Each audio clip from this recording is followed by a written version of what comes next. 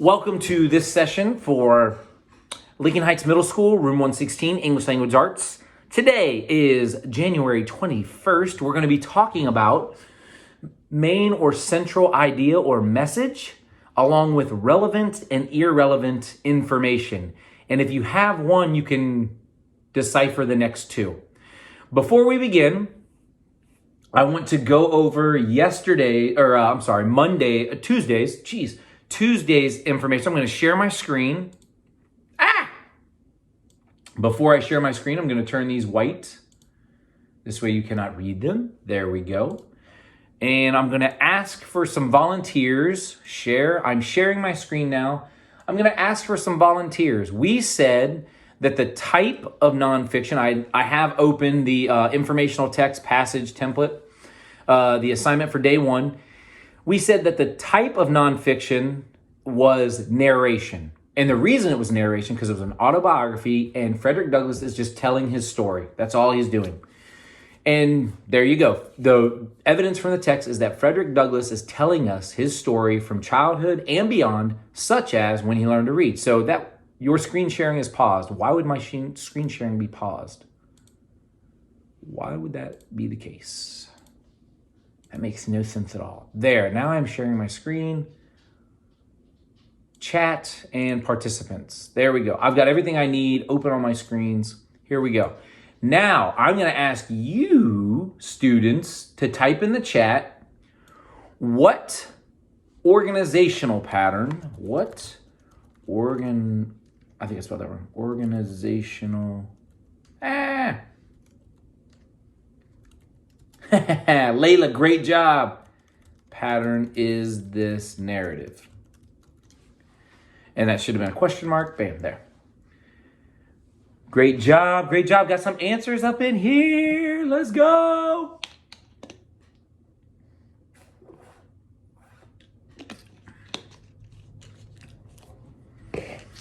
That is absolutely correct. KSLC, great job. Check this out. I have right here in black, bam, chronological order. Just like you guys answered, I said it was chronological order. Now, here's the tough part.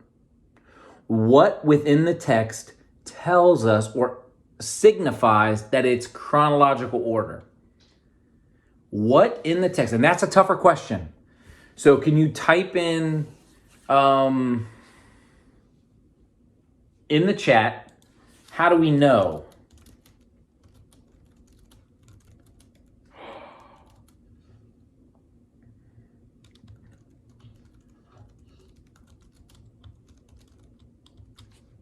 How do we know that it's chronological order? LC, there's more to it than that. There is more to it than that. And I don't know if I even typed anything over here. Yep, sure did. You would think so, KS. He's not going to jump around detail to detail. You would think that. And I believe that's what we have. So here's what I wrote down.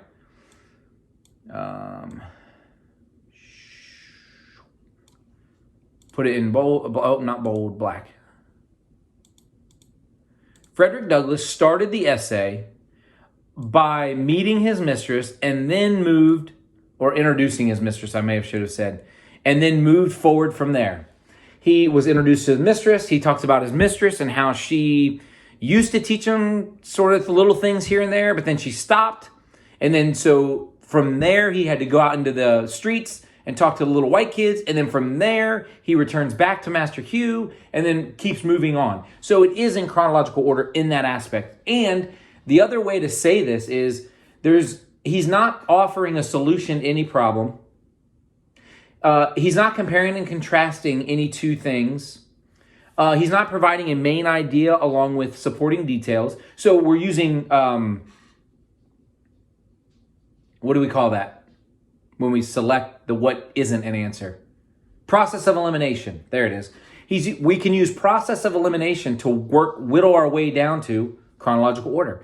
And the good news is it satisfies that it is in chronological order because it moves from point A to point B, which is good. Now, the other piece that is kind of difficult on this day one is the tone. And here's why the tone is difficult. It is more of an abstract idea. There's no one sentence that says the tone of this story is X, Y, or Z. However, if you read from the first word to the last word and really make sense, and this is why it's difficult to do, really make sense of what is going on within the entire story and look at the language, sort of like pick apart some of the language, then you can make a decision. Is this a positive? Is this a negative? Is it something that is overall optimistic? Or is it incredibly pessimistic? Is it filled with doom and gloom? Is the information that I'm receiving make me happy or encouraged, or does it make me like really sad and very discouraged and very cynical to what the world has to offer? So when you ask those questions, you would have to understand from first word to last what is being communicated, and really get inside the mind of Frederick Douglass in that sense, because you would have to determine what he's sort of communicating. And I said this last period, and it's the idea that we don't say, or it would be a negative thing to say, oh yeah, he died, he's now food for the worms. Okay, that's a negative way to say that he died. He's food for the worms now.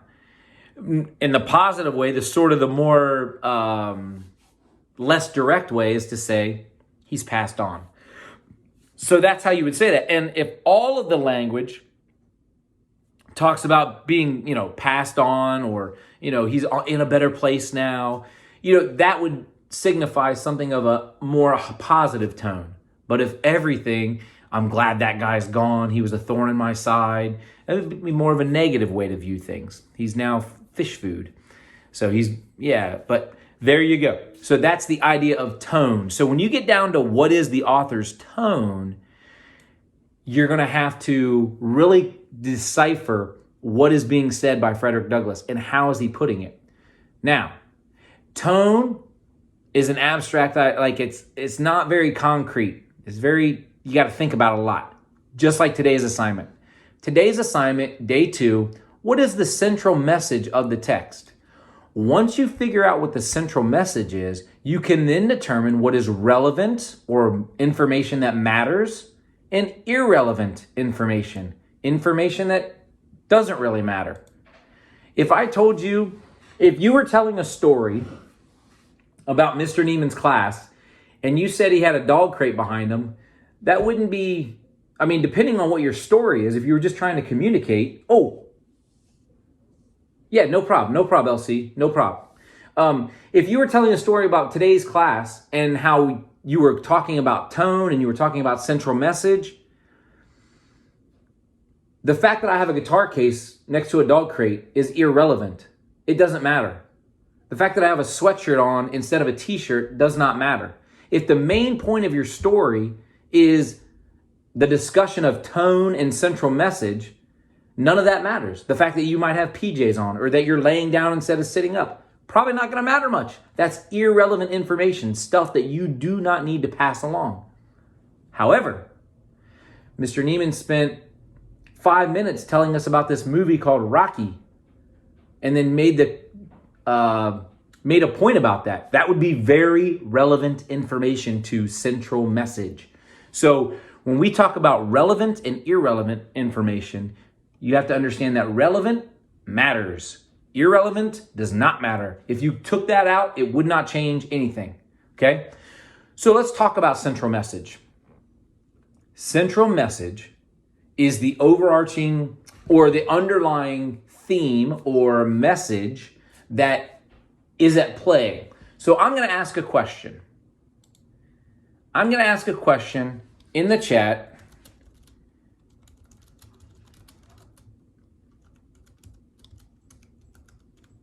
And if the answer is yes, just put a Y. If the answer is no, just put an N.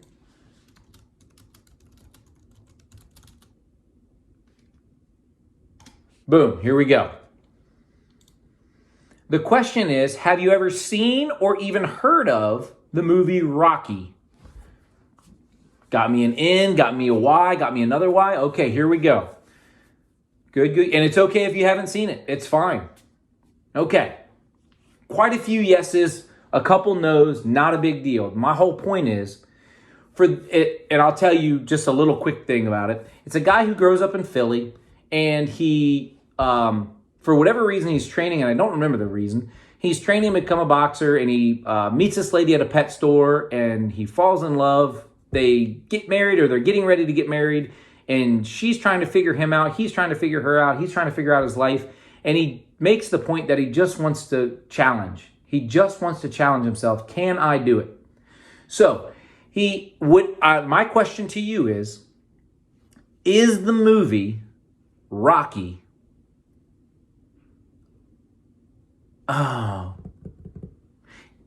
is the central message about Rocky boxing? Is the central message about the movie boxing? Yes, great job. I just got mixed up there.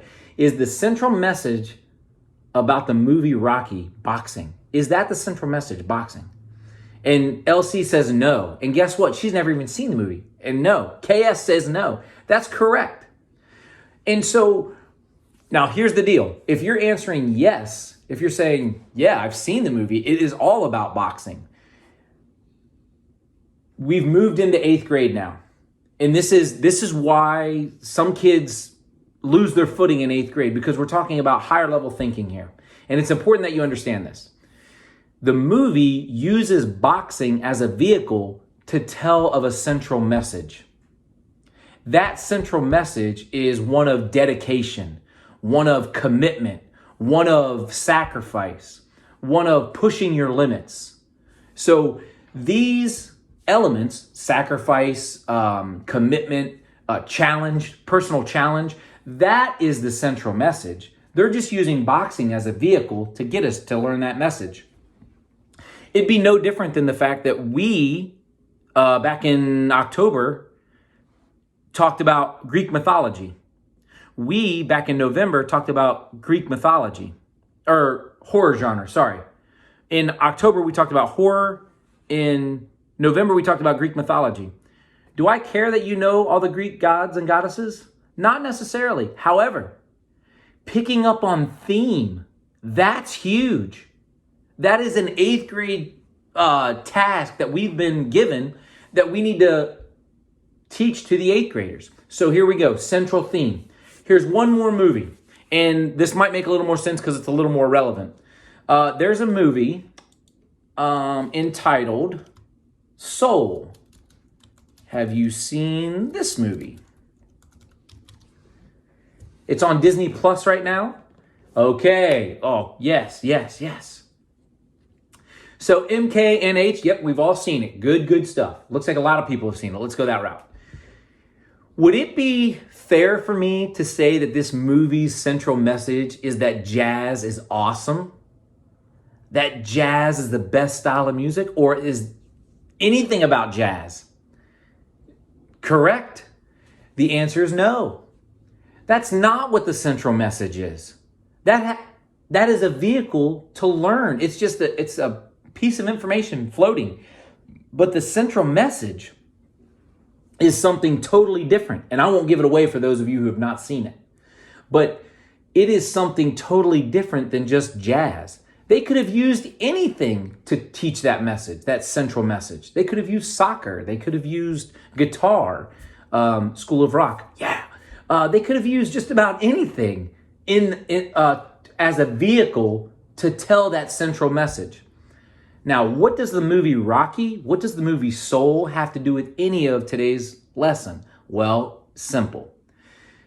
When you read Frederick Douglass's narrative of a life of Frederick Douglass, an American slave, the whole story is not, the central message is not, hey, cool, he learned to read.